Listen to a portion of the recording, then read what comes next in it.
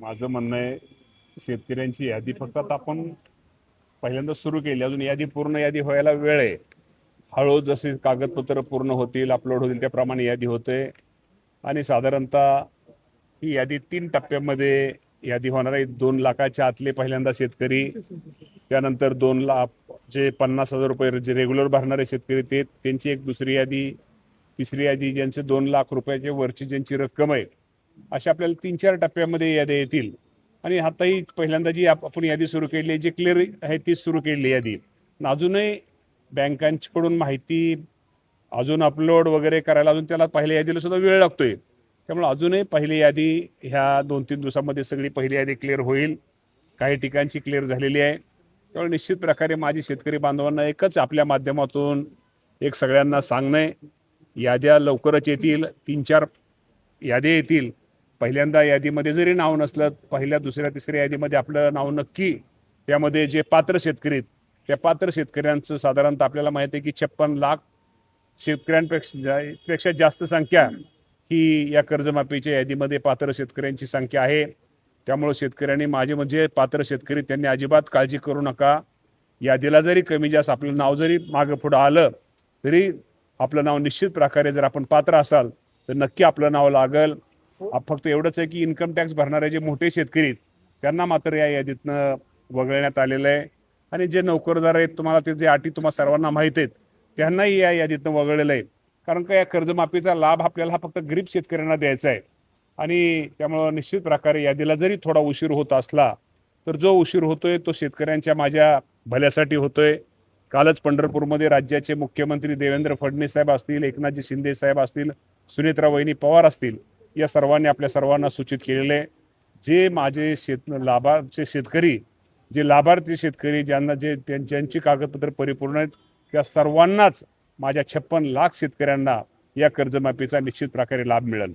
30 पहिल्या दिवसापासून जे 30 तारखेचं सांगितलं जाते, 30 तारखेपर्यंत सर्व शेतकऱ्यांच्या खात्यात पैसे जमा होतील का? आणि 30 तारखेपर्यंत मीच तुम्हाला ते सांगितलं ना. आता यादी सुरू झालेली आहे, टप्प्याटप्प्याने सुरू झालेली आहे.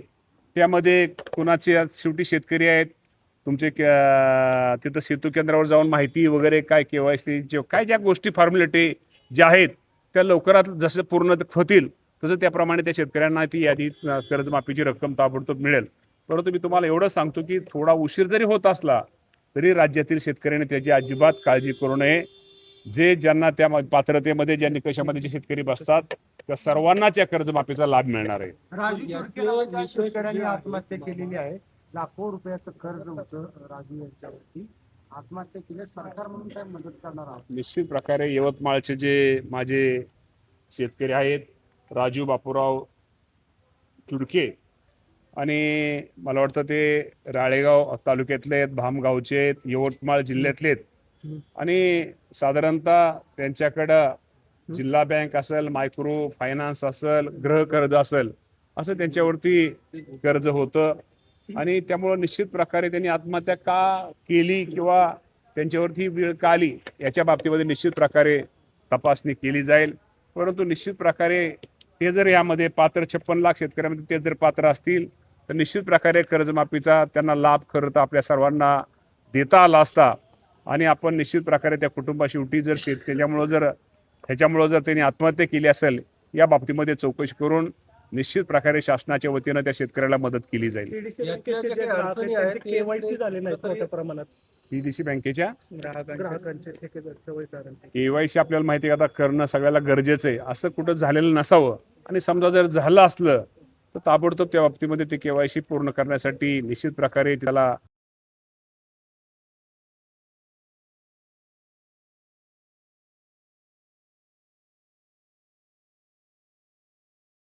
बँक पुणे जिल्हा मध्यवर्ती बँक बरोबरच कुठल्याही जिल्हा बँक, राज्य आपल्या राष्ट्रीयकृत बँका या सर्वांनी पुढाकार घेऊन त्या शेतकरी त्या कर्जमाफीच्या जी योजना आहे किंवा जी कर्जमाफी त्यामधून वंचित राहणार नाही याची काळजी निश्चित प्रकारे घेण्यासाठी आम्ही सर्वांना त्याप्रमाणे सूचना करू. ग्रामीण भागातल्या लोक शेतकऱ्यांना तांत्रिक अडचणी KYC करताना ग्रामीण भागामध्ये जिथं जिथं शेतकऱ्यांना कुठं अडचण येत असेल तिथं नक्की आमच्या बँकेचे अधिकारी, कृषी विभागाचे अधिकारी, आमचे सहकार विभागाचे अधिकारी त्यांना तिथं मदत निश्चित प्रकारे करतील. त्यातल्या काही अटी शर्ती आहेत त्या अडचणीच्या ठरतायत त्या शेतकऱ्यांसाठी. कारण 2019 ते 2025 दरम्यानच्याच जे कर्जदार आहेत किंवा ज्यांनी कर्ज घेतलंय त्यांना या योजनेचा लाभ घेता येणार. माझ्या माहितीप्रमाणे सगळ्यात जास्त सर्वात कमी अटी या कर्जमाफीमध्ये आहेत. आणि शेवटी जे प्राथमिक जे कागद देणं गरजेचे तेवढं तर कागद आपल्याला त्यांना निश्चित प्रकारे दिला गेला पाहिजे. त्यामुळे निश्चित प्रकारे माझे शेतकरी बांधवांना एकच सांगणं आहे की त्या बाबतीमध्ये काळजी करू नका. आणि अजूनही कर्जमाफीच्या बाबतीमध्ये आमच्या उपसमितीची बैठक ज्यावेळेस होईल त्यामध्ये अजून कुठल्या शेतकरी ज्यातनं जो वंचित राहिलेला शेतकरी आहे अजून कुठल्या एखाद्या त्या शेतकऱ्याला कशी मदत करता येईल तो मदत करण्याचा आम्ही सगळेजण त्यामध्ये मागणी करू. मुख्यमंत्री स्वतः या बाबतीमध्ये सकारात्मक आहेत. शेवटी मुख्यमंत्री, दोन्ही उपमुख्यमंत्री, आम्ही सर्वजण आम्हाला शेवटी शेतकऱ्यांना कसं ह्या कर्जमाफीचा लाभ त्यांना मदत कशी होईल हाच आमचा प्रयत्न आहे. धाराशिव मध्ये शेतकऱ्यांनी जे अवजारं दिलं जातं त्याच्यामध्ये कोट्यवधीचा घोटाळा झाला. आपण चौकशी लावली पण अजून अद्याप कारवाई दिसत नाही. त्या बाबतीमध्ये चौकशी लावलेली कारवाई 100% त्या बाबतीमध्ये जो कोण त्यात सापडल, धाराशिवच नाही राज्यामध्ये असं कोणी काही केलं असेल तर जो कोण जर सापडेल त्याच्यावरती आम्ही निश्चित प्रकारे कारवाई निश्चित प्रकारे करू. पहिली यादी अजूनही जाहीर झालेली नाहीये. 3 याद्या तुम्ही म्हणता ते 30 जुलैपर्यंत सातत्याने सरकार म्हणत आलंय का मी 30 जुलैपर्यंत आता बघा जुलै महिन्या म्हणजे 30 जुलैपर्यंत होईल. आता ऐका ना आता कर्जमाफीचे तुम्हाला माहिती आहे की यादी लागलेली आहे. त्याची सुरुवात झालेली आहे.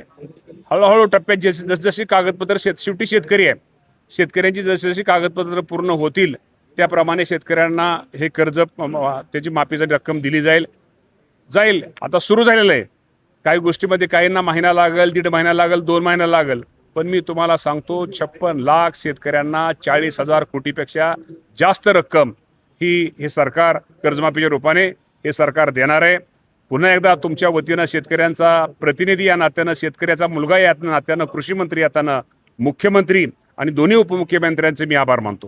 पावसाचा काय अहवाल पेरण्याचे काय पावसा पेरणी बऱ्यापैकी आता मी पेरणीचा घेतला मगाशी हा पेरणीचा अंदाज घेतलेला आहे.